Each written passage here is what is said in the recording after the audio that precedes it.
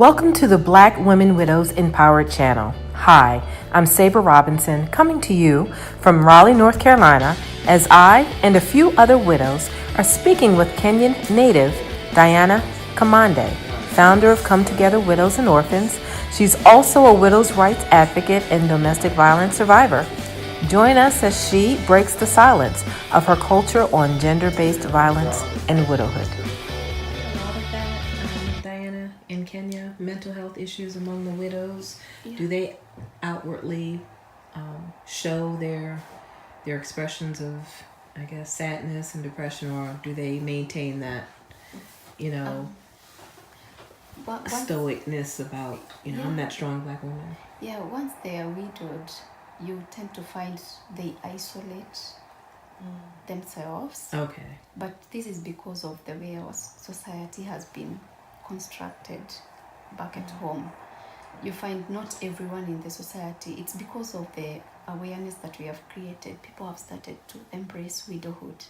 But there before, some women could look at you like a husband snatcher. Mm-hmm. She's here to snatch my husband. Why is she beautiful? Why is she wearing makeup? And this one now could give widows headache. When the time we met, because I had to start telling them, let's not discuss about what the society is saying. Because they were like, my neighbor told me I want to take the husband away. And you find this issue is really disturbing this person in her mind. Because now, am I not beautiful to be loved by another man? Why are they saying this? And then you find the issue of widows remarrying. I find people here remarry very fast, and there is nothing about it. It is normal. Back at home, if you get married so fast, you're like, oh, she had another relationship. Then this one hurts the widows. You know, when your heart, inside your heart, then your mind is not stable. You're like, did I do wrong? Is it wrong to move on? So you find so many widows in Kenya, they don't move on. Yeah, they are stuck at the same point, especially in relationships. Because one is the fear of the society. What will they say? So you find this woman, maybe she has met a man and they want to move in and start living together, but she is like, what will the society say? The other mental issues you find is when a widow has been widowed out of HIV. There is a stage they reach during this period when someone has the virus. They become mentally, they have a mental problem.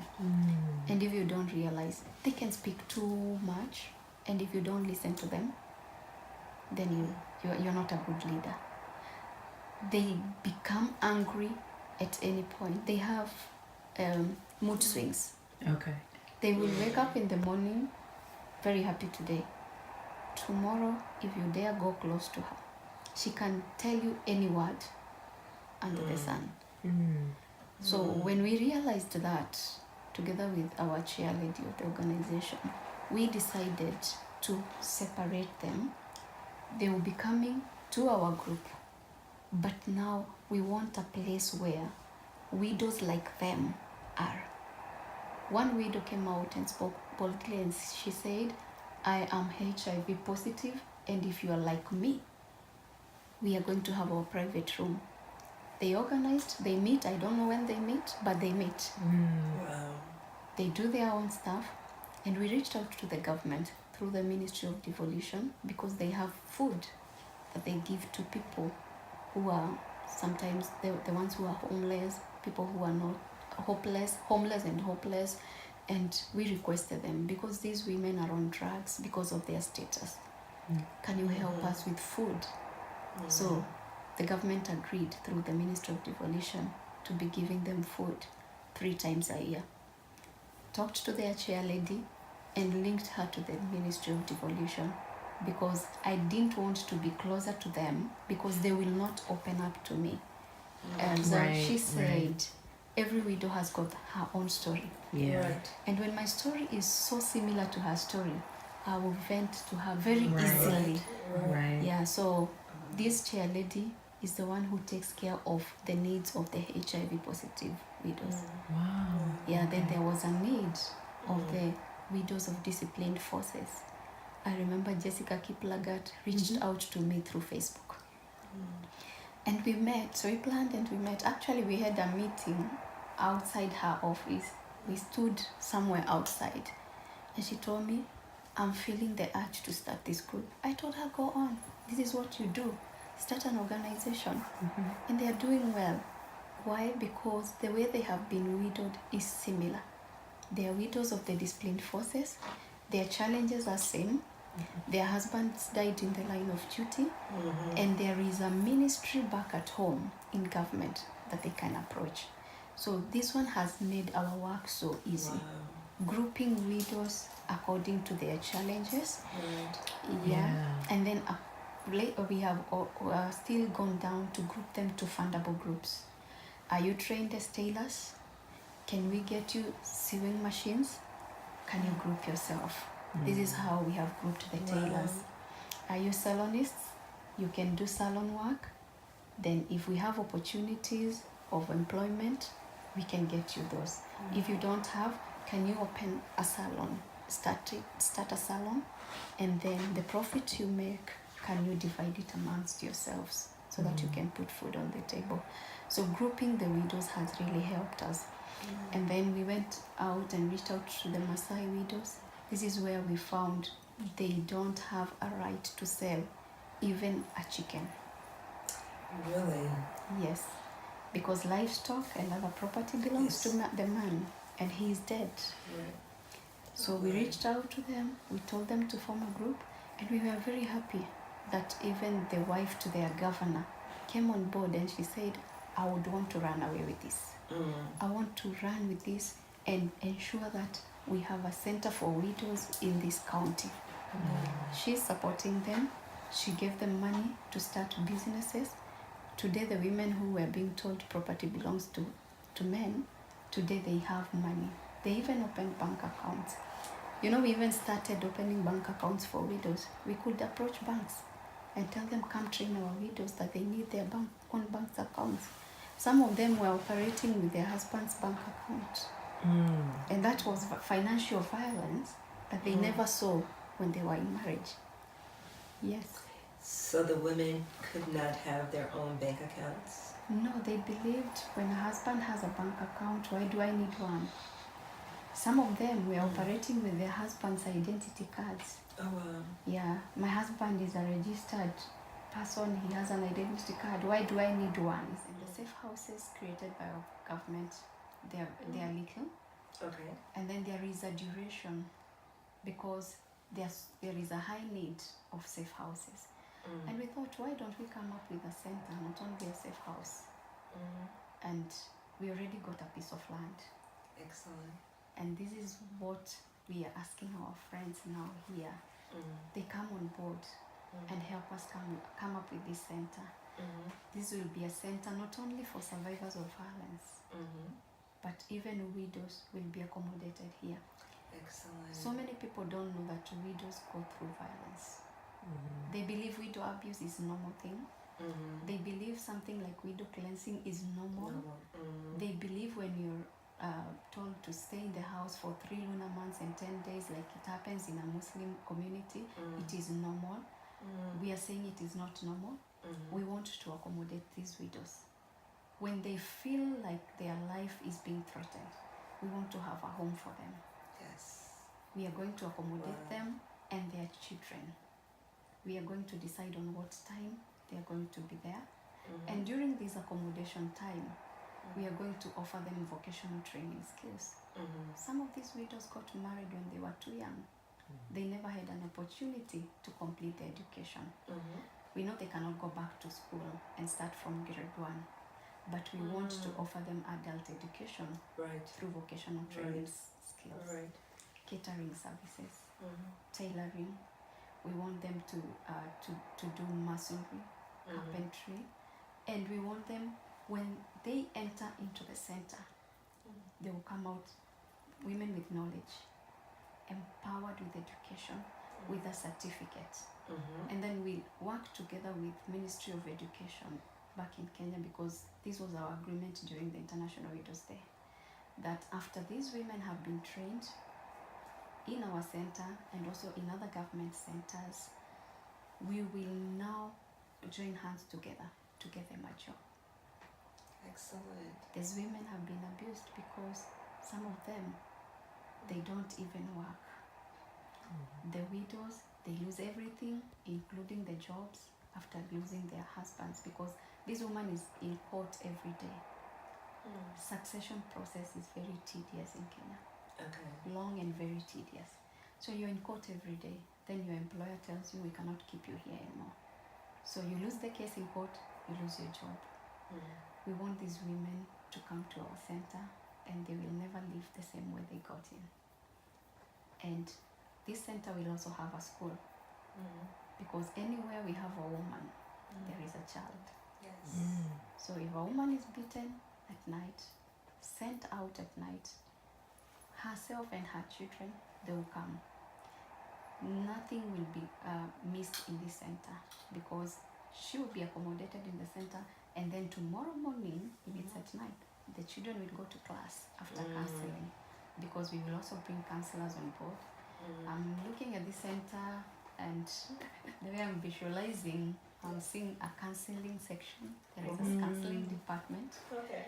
Then from counseling department, now these children, they are well equipped, and they are now taken to class and introduced to the new children there. Then we have the kitchen department, Okay. and then we are going to have a church, because we want to be very private and confidential, with a lot of confidential information that we cannot give to outsiders. So we don't want them to go and source for spiritual nourishment outside there. We want to have them there, and we will never disclose any information to the perpetrators, because if we expose them when they're going to church, they can meet with the perpetrators. That's correct. So we want to be like a one-stop shop. Everything is there. Agricultural activities will be there. So this is the information that I'm sharing while here. Okay. And I've seen people receive it. They are with open arms, and they are just asking, when are you going back? We need to do a groundbreaking. Yes. Yeah, and for the orphans, we are still working with them. We don't have a center, but we have been able, we have 14 of them in school 14. already. Wow. Yeah. Okay. And we don't only work with orphans, we Okay. have been working even with girls who have survived violence. The recent case was a girl that we rescued. She was raped. Somebody told her, go and buy me a recharge voucher. I want to recharge my phone. And when she brought it, the guy took her and put her on the bed, raped her. And this was a girl who had just become an adolescent. She had only gotten her first monthly period. Wow. She became pregnant Oh wow. innocently. Right. Yeah, and she didn't even disclose it to the mother, because she was told, if you tell your mother, I'll kill you. So she kept it to herself, and then she started seeing now the baby kept on growing in her Right. womb, and and the mother was like, what is happening? Right. Who did this to you? I can't tell you, because he said he will kill me. Right. So I met this girl when I was going to, one of my friends had given birth, and I went to see this lady in the hospital. Then I found this young girl crying. She's not eating.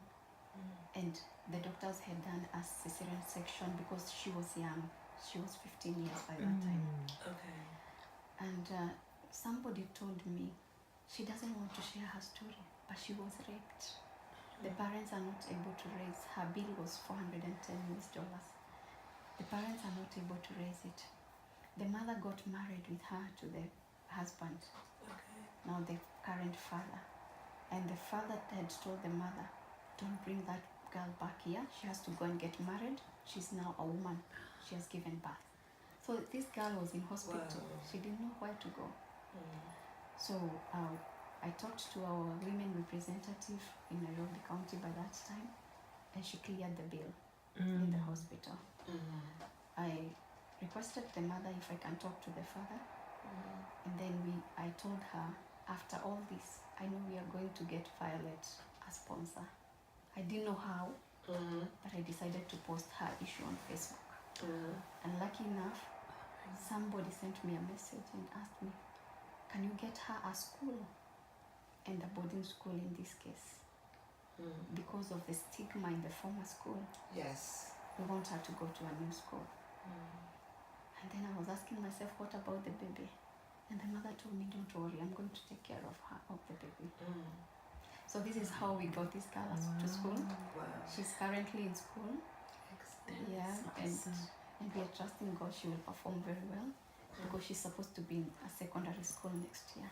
So we have tried to open doors, especially to survivors, be it a young child, be it a woman, because even our boys are going through violence, the young boys.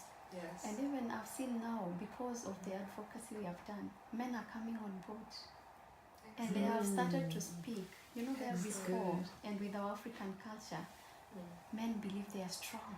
They cannot cry when as women we are crying. They don't, you know, they don't know. We women, we heal because of the tears. You know, when you shed off those tears of pain, then you heal. So men didn't know that. Then I remember one man who was a bishop. He approached me and told me, you know what? My wife has been abusing me and I'm leaving that relationship. I was so happy because he realized what was happening in his life. And today he has formed an association for men. Excellent. Who are going through violence. He wanted me to accommodate him, but I told him, because of our registration, we cannot be able to accommodate you. But I would want you to register so that even men, they can feel free to come where there is a man. So we have created a lot of awareness. And also through this awareness, our government has been able to domesticate and mainstream issues to do with widows, to do with gender violence, and even to do with children. There is now a gender violence number which is toll-free in Kenya. You call, you're given ambulance services, you're sent to hospital free, you don't pay anything. If you're in danger, police are sent to assist you. It's 1195 1195. You call that number anywhere you are in Kenya, then you will get services. The number was sponsored by UN Women in Kenya and our government. Excellent. Yeah. And then also now we have a domestic violence bill 2015. This bill was signed into law on May 15th, 2015. I remember my story had gone violent. Viral. Yes, forget about violence. My story had gone viral, and I remember even politicians kept on visiting me in hospital, and there was no law. But because of the continuous cases, there was a lady whose hands were also chopped off by the husband. Yeah. There is another lady who was burnt. By the husband. And this triggered now the legislators in parliament to do something. So they came up with a bill and it was signed into law by the president. And the good thing within that bill, widow cleansing was outlawed. You're not supposed to cleanse a widow because she has just become a widow. You believe she's a bad omen. But besides that, we are still asking the government, we need a full widowhood bill. Yes, and they have accepted to do that. The Attorney General, who is the government legal advisor, approved the draft widowhood bill that we as widows now give it to the government. It's just about to go to cabinet and it will be tabled in parliament. When you're telling when you're meeting with people here, what stories are you telling them about what's going on in your country and the work that you're doing? I'm telling them more about the work that we are doing in our country with widows, survivors of gender violence, and orphans. I've come to realize the system is very different.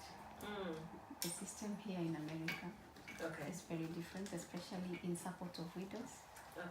How so? It's awesome. Because, widows are being supported here. There is a pension plan. But back at home, once you become a widow, Okay. It's like a door has opened for people to start abusing you, including the people you trusted the most, like the in-laws. They come on board. They want to carry even the spoon in your house. So this woman has lost her husband. She loses her household items. This woman has got children. And even to some extent, in some communities, a widow becomes a tool to be used for sex. Yeah. Some communities believe that a widow is a bad omen and sex should be used for widow cleansing, Right. so that we can cleanse and remove the bad luck that you're causing in the society. And then you find in some communities, as a widow, you cannot go even to the market to sell your goat.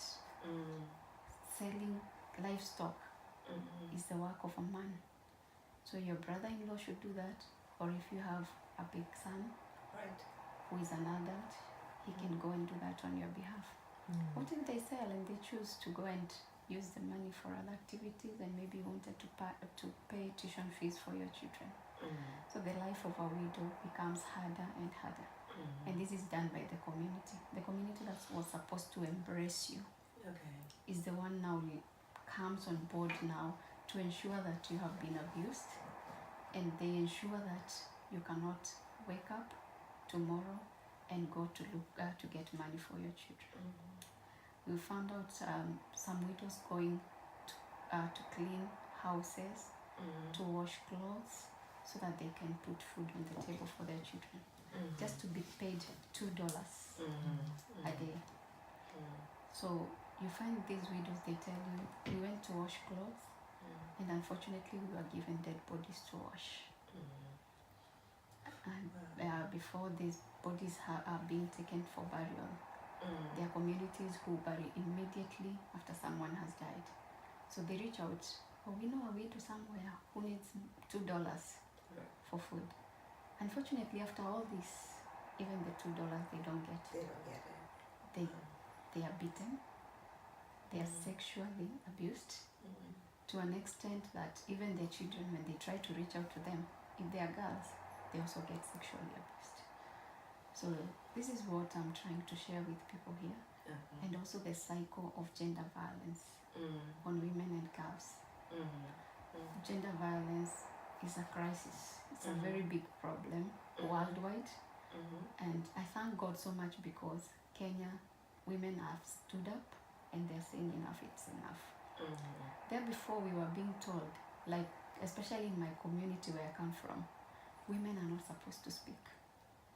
You're supposed to keep quiet, because the moment you speak outside there, you're exposing your husband, you're exposing your family.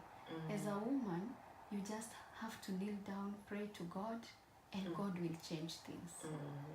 We are going around telling people and creating awareness that the cycle of violence doesn't start with kicking you or even shooting you or stabbing you. It just starts.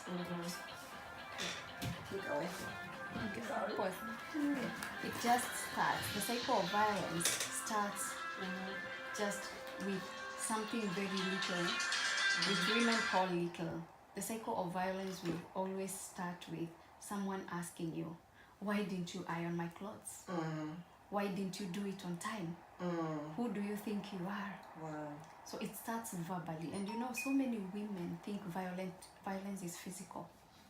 They don't know about the verbal abuse, emotional abuse, financial abuse. They don't know about social violence. Right. Because like in social violence, this person tries to remove all the networks around you. And then what remains is me and my husband, we are very good friends. Nobody else. You don't need anyone I don't need anyone else. Right. It's me, my husband, and my children. Right. The day that person will turn against you and your children, he will ensure that he has killed all of you. She could have come out and told someone like me or someone else. I know she could have gotten help. Okay. Yeah, so my hope is to see no more suicides in the community, no more abuse. Just to see a community that looks like a little heaven down here.